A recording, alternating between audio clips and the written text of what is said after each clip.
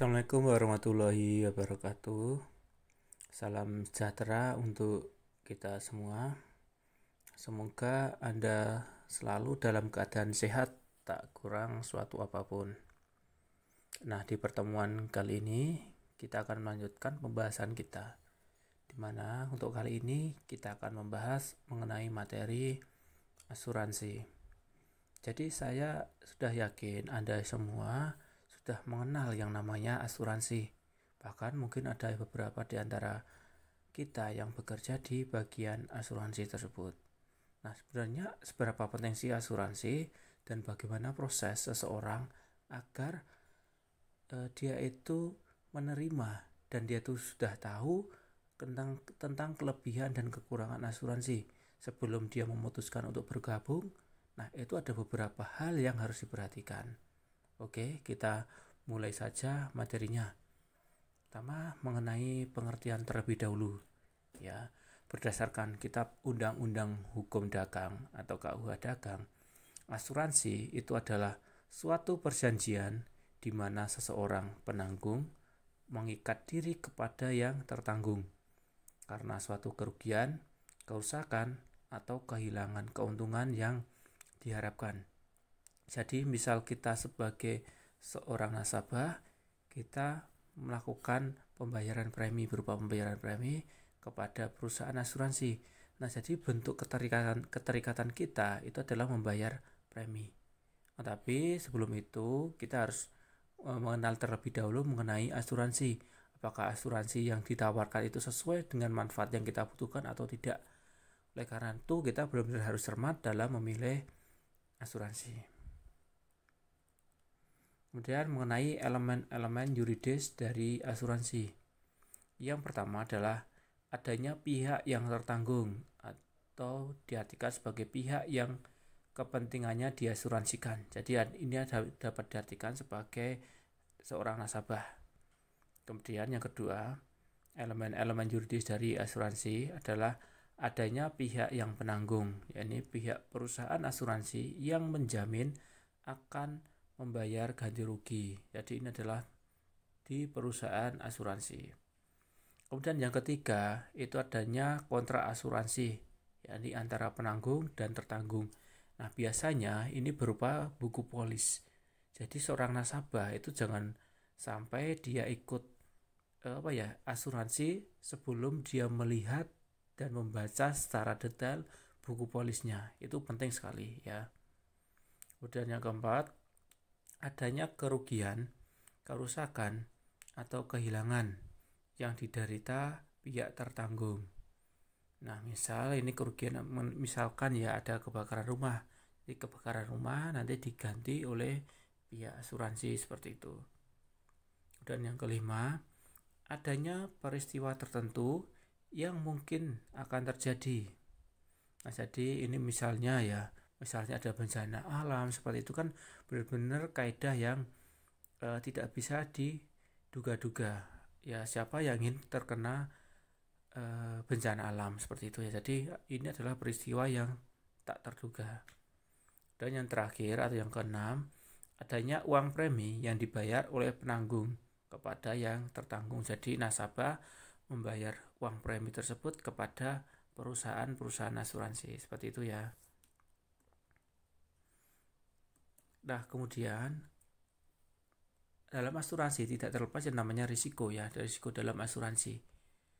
Nah, risiko ini dalam hukum asuransi adalah suatu keadaan yang terjadi di luar kehendak pihak yang tertanggung, sehingga menimbulkan kerugian pada pihak yang tertanggung. Jadi misal tadi ada bencana alam, kerusakan, ya, kemudian pencurian, kemudian mungkin ada kebakaran, seperti itu adalah berupa resiko-resiko dalam asuransi. Nah, sebenarnya resiko-resiko dalam asuransi dibedakan menjadi beberapa hal. Ya, di sini ada 4 hal dalam resiko-resiko asuransi. Ya, yang pertama itu adalah risiko murni. Ya. Nah, risiko murni itu adalah suatu kejadian yang masih tidak pasti bahwa suatu kegiatan itu akan timbul di mana apabila kejadian tersebut timbul, maka terjadi kerugian. Dan apabila kejadian tersebut tidak terjadi, maka akan berada pada posisi impas, jadi tidak untung ataupun tidak rugi. Nah, itu tadi yang risiko murni. Kemudian yang kedua adalah risiko spekulasi, di mana ini merupakan kejadian yang akan terjadi, yang menimbulkan dua kemungkinan, yakni dia bisa memperoleh keuntungan ataukah dia akan memperoleh kerugian, seperti itu ya. Jadi spekulasinya itu bisa untung ataupun bisa rugi. Kemudian risiko khusus. Ini merupakan risiko yang terbit dari tindakan individu dengan dampak hanya terhadap pihak tertentu saja. Misalnya kebakaran pada mobil pribadi, seperti itu ya. Kemudian ini adalah yang keempat mengenai risiko fundamental, di mana risiko ini bersumber dari masyarakat umum dan atau yang mempengaruhi masyarakat luas. Misalnya terjadi kebanjiran, kebakaran yang besar yang sifatnya lingkup masyarakat, seperti itu. Jadi yang namanya fundamental ini berarti risiko yang paling besar, seperti itu ya. Jadi semuanya berdampak. Nah, itu tadi mengenai risiko-risiko yang mungkin timbul dalam asuransi. Nah, kemudian kita akan membahas mengenai kontrak asuransi. Yang pertama adalah berdasarkan asas indemnity ya. Jadi tujuan utamanya itu adalah membayar ganti rugi manakala terjadi risiko atas objek yang dijamin dengan asuransi tersebut. Ya, seperti itu ya. Kemudian yang kedua, asas kepentingan yang dapat diasuransikan. Jadi, objek yang diasuransikan itu harus merupakan suatu kepentingan yang dapat diasuransikan. Dalam hal ini harus dapat dinyatakan dalam bentuk satuan uang. Jadi objek atau uang yang yang diasuransikan tersebut harus dapat diukur dengan nilai satuan uang. Kemudian yang ketiga itu adalah asas keterbukaan, yakni mengajarkan bahwa pihak tertanggung haruslah terbuka penuh, dalam artian dia haruslah membuka semua hal yang penting yang berkenaan dengan objek yang diasuransikan tersebut. Jadi mengenai objek tersebut dia harus benar-benar terbuka ya. Jadi seberapa besar kerugiannya dia harus terbuka. Kemudian yang berikutnya adalah asas subobligasi untuk kepentingan penanggung, di mana pihak asuransi harus bertanggung jawab jika dia melakukan tindakan yang dapat menghambat pihak perusahaan asuransi untuk mendapatkan hak dari pihak ketiga. Kemudian asas kontrak bersyarat. Kontrak asuransi ditentukan suatu syarat jika nantinya terjadi sesuatu peristiwa tertentu, misalnya kebakaran, maka sejumlah uang ganti rugi akan dibayar oleh penanggung jawab.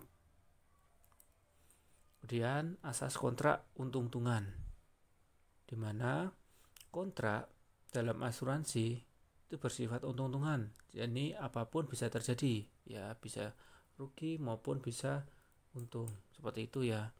Itu mengenai beberapa asas dalam asuransi. Kemudian ada yang namanya polis asuransi ya. Jadi secara teoritis polis asuransi itu adalah kontrak yang bisa dinegosiasikan. Jadi bentuk polisnya ini sebenarnya tidak paten ya, sebenarnya antara pihak tertanggung dan penanggung itu bisa negosiasi. Meskipun dalam kenyataannya banyak perusahaan asuransi tidak berkenan untuk menegosiasikan isi polis asuransi dan sudah merupakan perjanjian standar sehingga tidak akan diubah lagi, sehingga tertanggung berhak menerima atau menolak perusahaan asuransi tersebut. Jadi kalau udah paten dari perusahaan asuransi karena tidak ada negosiasi, ya udah Kalau mau ya mau, kalau enggak ya enggak, seperti itu ya. Yang berikutnya adalah mengenai jenis-jenis asuransi. Asuransi itu sangat banyak jenisnya. Misalkan asuransi kerugian, asuransi kebakaran, asuransi pengangkutan laut, asuransi pengangkutan darat, sungai dan perairan pedalaman, kemudian asuransi jiwa. Nah, ini yang paling salah satu yang paling digembar-gemborkan saat ini ya, ini mengenai asuransi jiwa. Oleh karena itu, kalau seandainya ingin mengambil ini, tolong lihat dengan benar-benar isi polisnya. Dan juga asuransi kesehatan, ini yang sangat penting sekali, dimana kita kan sudah memakai BPJS ya, dimana BPJS itu sebenarnya juga asuransi kesehatan. Jadi kita sudah tertanggung apabila terjadi sakit dan harus dirawat di rumah sakit, seperti itu contohnya ya. Jadi sangat penting sekali untuk memiliki asuransi kesehatan. Kemudian ada asuransi penerbangan, kemudian asuransi gangguan jiwa, asuransi tanggung jawab hukum, asuransi kendaraan bermotor, asuransi malpraktik, dan masih banyak jenis-jenis asuransi yang lain. Nah, itulah tadi mengenai materi asuransi. Jadi saya ingatkan benar-benar, seandainya Anda ingin membeli asuransi, sesuaikan dengan kebutuhan Anda, dan jangan mau tanda tangan apabila Anda belum membaca isi polisnya. Nah, karena ini adalah hal yang sangat penting sekali untuk Anda pahami. Nah, cukup sekian video materi kali ini. Kita jumpa lagi di video-video materi yang lain. Tetap jaga motivasi belajarnya. Cukup sekian. Wassalamualaikum warahmatullahi wabarakatuh.